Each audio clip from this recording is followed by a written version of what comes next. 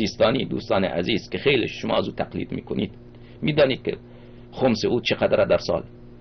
صدها میلیون دلار، صدها میلیون دلار، از میلیارد دلار بالاتر است بودجه سال او.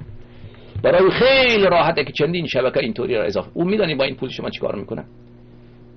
بله، دست یک فاسق، یک فاجر، یک اوباش جواد شهرستانی و یک اوباش دیگر، یک فاسق فاجر دیگر مرتضی کشمیری و دست یک فاسد عقیده دیگر به نام رضا سیستانی پسرش، دست این 3-4 نفره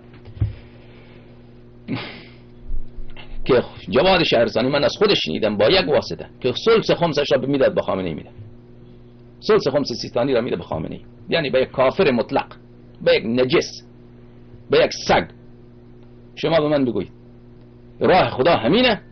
رضا امام زمان علیه السلام همینه که اون کسی که ما کفرش را ثابت کردیم شما بیا ثلث مال امام عصر علیه السلام را به او بده؟ شما شیعیان ساده که حجت خدا نائب خدا، نائب امام زمان علیه السلام به اون ندهیم مجزیه.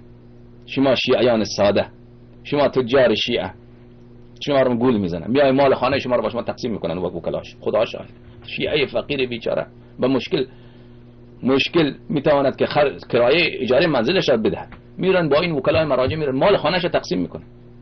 این بی شرما بی حیا، ثلث نصفش هم مال اون خود وکیله، به اون که نمیگه که ثلثش مال منه.